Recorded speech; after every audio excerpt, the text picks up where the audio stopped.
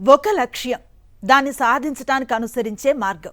ఈ రెంటిని చెట్టు విత్తుతో పోల్చారు మహాత్మా గాంధీ. మంచి విత్తు నాటితే ఆరోగ్యకరమైన చెట్టు ఎదుగుతుంది. విషపూరిత విత్తనం నాటితే ఆ చెట్టు విషపు కాతే కాస్తుంది. ప్రజాస్వామ్య వ్యవస్థలో ఏ రాజకీయ పార్టీ ప్రధాన లక్ష్యమైనా అధికార సాధనే కావచ్చు. దాన్ని సాధించే ప్రయత్నం కూడా ప్రజాస్వామ్యబద్ధంగానే ఉండాలి. అడ్డదారులో అధికారాన్ని అందుకునే ప్రయత్నాలను సహిస్తే కుక్కమూతి పిందెలా పాలన చవిచూడాల్సిన పరిస్థితి దాపురిస్తుంది. ఇప్పుడు ఈ దౌర్భాగ్యానికి ఆంధ్రప్రదేశ్ కంటే పెద్ద ఉదాహరణ ఇంకేదీ లేదు అంటూ సాక్షి ఎడిటర్ వర్దలి మురళి కామెంట్ ఇప్పుడు చూద్దాం. అప్పటి వరకు తాము బండబూతులు తిట్టిన రాజకీయ పక్ష నేతల చరణ కమలాలనే కళ్ళకద్దుకొని అవకాశవాద కూటమిని ఏర్పాటు చేసుకున్న సంగతి ప్రజలందరికీ తెలిసిందే. అంతటితో ఆగలేదు.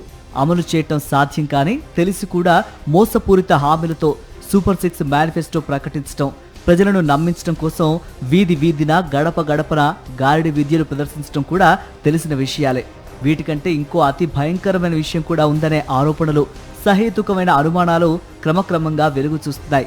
ఓట్ల పండుగ నాటి నిశిరాత్రి చీకటిలో ప్రజాస్వామ్యంపై క్రూరమైన అత్యాచారం జరిగిందనడానికి తార్కికమైన ఆధారాలను ఎన్నికల సంఘం సమాచార స్రవంతిలో నుంచే విశ్లేషకులు వెలికితీస్తున్నారు. పోలింగ్ రోజు ప్రకటించిన ఓట్ల శాతం కంటే ఆ తర్వాత అసాధారణంగా ఓట్ల శాతం పెరగడంలోని అసంగతత్వాన్ని ఓట్ ఫర్ డెమోక్రసీ అనే స్వచ్ఛంద సంస్థ అప్పుడే ప్రశ్నించింది. ఈ ఓట్ల తేడా అన్ని రాష్ట్రాల కంటే అత్యధికంగా 12.5% ఆంధ్రప్రదేశ్లోనే ఉండటాన్ని గురించి కూడా ప్రశ్నించింది. అంతేకాదు మరో స్వచ్ఛంద సంస్థ అసోసియేషన్ ఆఫ్ డెమోక్రటిక్ రైట్స్తో కలిసి ఢిల్లీలో ఒక సెమినార్ను కూడా నిర్వహించి ఎన్నికల సంఘానికి ఫిర్యాదు కూడా చేసింది. ఓట్ చోరీ అనే పేరుతో అడపాదడపా ప్రతిపక్ష పాత్ర పోషించే రాహుల్ గాంధీ కూడా విఎఫ్డి సమాచారంతో 1-2 సార్లు హడావిడి చేశారు.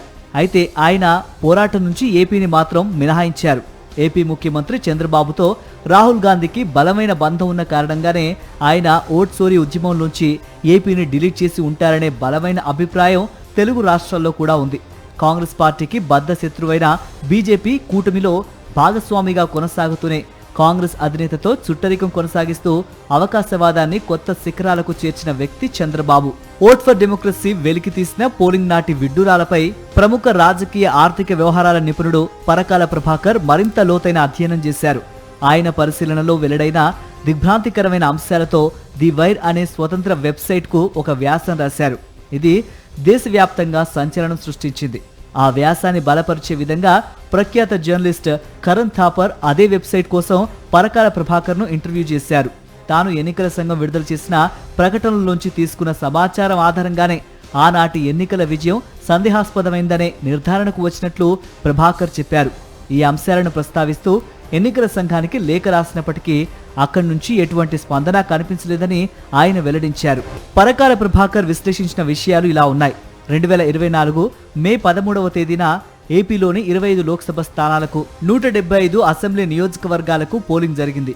ఉదయం 7 గంటల నుంచి సాయంత్రం 5 గంటల వరకు 10 గంటల వ్యవధిలో 68.04% ఓట్లు పోలయ్యాయని ఎన్నికల సంఘం ప్రకటించింది. 6 గంటలకు పోలింగ్ గడువు ముగిసింది.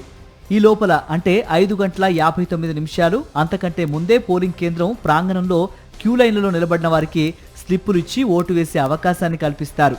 రాత్రి 8 గంటల వరకు 68.12% పోలింగ్ పెరిగిందని ఈసీ ప్రకటించింది. ఇది 0.08% పెరుగుదల. ఓట్ల సంఖ్యలో చూస్తే 33,064 ఓట్లు.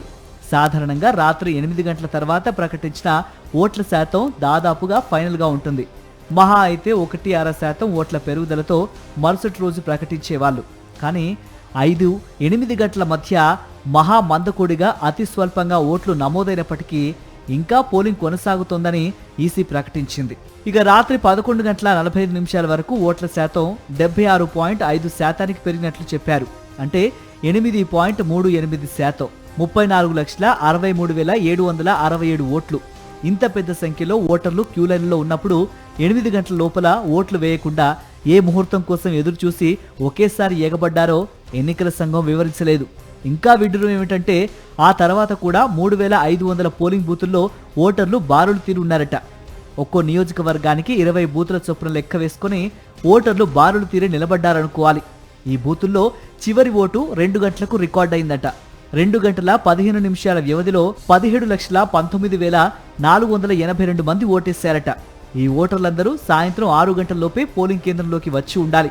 ఆ తర్వాత అనుమతించరు గనక ఆ లెక్కన చివరి ఓటర్లు ఒక పూట ఉపవాసాన్ని పాటిస్తూ లఘుశంక కూడా తీర్చుకోకుండా 8 గంటల పాటు నడిరాత్రి వేళ నిలబడి ఓటు హక్కు వినియోగించుకున్నారు. మరి వీరి వివరాలను, ఫోటోలను విడుదల చేసి ప్రజాస్వామ్య స్ఫూర్తిని రగిలించేందుకు ఎన్నికల సంఘం ఎందుకు ప్రయత్నించలేదో తెలియదు. చివరి 2 గంటల 15 నిమిషాల పాటు పోలింగ్ జరిగిన 3500 పోలింగ్ బూతుల్లో సగటున 491 ఓట్లు పోలయ్యాయి. మొత్తం అన్ని బూతుల్లో చూసుకుంటే సగటున 892 ఓట్లు పడ్డాయి. ఈ గారడీ లెక్కలని చూసిన తర్వాత కూడా ఎన్నికలు సక్రమంగానే జరిగాయని విశ్వసిద్దామా? సుప్రీంకోర్టు ఆదేశాలకు విరుద్ధంగా 15 రోజుల్లోనే వీవీప్యాట్లను ఎందుకు ధ్వంసం చేసినట్టు? ఉదయం 7 గంటల నుంచి రాత్రి 8 గంటల దాకా 11 గంటల 45 నిమిషాల వరకు, కొన్ని చోట్ల రాత్రి 2 గంటల వరకు పనిచేసినా కూడా ఓటింగ్ మిషన్ల బ్యాటరీ కౌంటింగ్ రోజున 90 నుంచి 99% ఎందుకు మిగిలినట్లు? ఈ సందేహాలపై స్పందించకుండా ఎన్నికల సంఘం ఎందుకు మడికట్టుకున్నట్టు? భారత ప్రజాస్వామ్యానికి అతి ప్రమాదకరమైన మంత్రాంగం ఏదో ఆనాటి అర్ధరాత్రి ప్రధానంగా ఏపీలోనే కేంద్రీకృతమై నడిచిందనడానికి ఇవన్నీ ఆధారాలు. ఈ మంత్రాంగానికి సూత్రధారులు, పాత్రధారులు ఎవరైనప్పటికీ లబ్ధిదారులు మాత్రం ఏపీ కూటమి పార్టీలే. ఆ విషయం కూటమి నేతలకు స్పష్టంగా తెలుసు. ఆ రోజు రాత్రి 8 గంటల తర్వాత పోలైన 51,83,249 ఓట్లను 175 నియోజకవర్గాల నడుమ సమానంగా విభజిస్తే ఒక్కో సీటుకు 29,618 ఓట్లవుతాయి. ఇంతకంటే తక్కువ ఓట్ల తేడాతో వైఎస్ఆర్సీపీ దాదాపు 80 సీట్లు కోల్పోయింది. వీటికి తోడు గెలిచిన సీట్లు 11. అన్ని నియోజకవర్గాల్లో ఇలా సమాన విభజన జరిగి ఉండకపోవచ్చు. అగ్రనాయకులకు భారీ మెజారిటీల కోసం కొన్ని చోట్ల ఎక్కువ ఓట్లు, బాగా నమ్ముకున్న సీట్లలో తక్కువ ఓట్లు పడి ఉండవచ్చు. సీట్లు తక్కువైనా సరే స్ట్రెయిట్ రేట్ ఎక్కువ ఉండాలనుకున్న సీట్లను కూడా దృష్టిలో పెట్టుకొని ఉండవచ్చు. మొత్తంగా ఈ గణాంకాలు చెప్పేదేమిటంటే కూటమి నేతలు ప్రచారం చేసుకుంటున్నట్టుగా వారికి ప్రజలు చరిత్రాత్మకమైన విజయాన్ని కట్టబెట్టలేదని, వైఎస్ఆర్సీపీకి ప్రతిపక్ష హోదా కూడా రాకుండా తిరస్కరించలేదని. సందేహాలు నివృత్తి చేసే బాధ్యత నుంచి ఎన్నికల సంఘం తప్పించుకోవడం అనుమానాలకు మరింత ఆజ్యం పోస్తోంది. తాము ఓటమిని రుద్దినప్పటికీ జనంలో జగన్మోహన్ రెడ్డి బలంగానే ఉన్నాడన్న అంచనాతోనే అధికారంలోకి వచ్చిన తొలి రోజు నుంచే కూటమి సర్కార్ ఒక త్రిముఖ వ్యూహాన్ని అమలు చేయటం ప్రారంభించింది. ఇందులో పాయింట్ నెంబర్ 1 జగన్మోహన్ రెడ్డి వ్యక్తిత్వ హననం. ఆయన వ్యక్తిత్వాన్ని దెబ్బతీస్తే ఆటోమేటిక్గా పార్టీ బలహీనపడుతోందని ఈ వ్యూహం. ఆయన పార్టీ పెట్టిన తొలి రోజు నుంచి గడిచిన 15 ఏళ్లుగా దీన్ని అమలు చేస్తూనే ఉన్నారు. రెండో అంశం రెడ్ బుక్ రాజ్యాంగం అమలు. దీని ద్వారా పార్టీ నాయకత్వం, కార్యకర్తల నైతిక బలాన్ని దెబ్బతీసే ప్రణాళిక. ఈ 20 మాసాల్లో 2 డజన్ల మంది పార్టీ అభిమానులు రాజకీయ హత్యలకు గురయ్యారు. కీలక నాయకులతో సహా అనేక డజన్ల మంది జైళ్లకు వెళ్లారు. అనేక మంది పోలీసుల టార్చర్కు గురయ్యారు. వందలాది మంది అక్రమ కేసులను ఎదుర్కొంటున్నారు.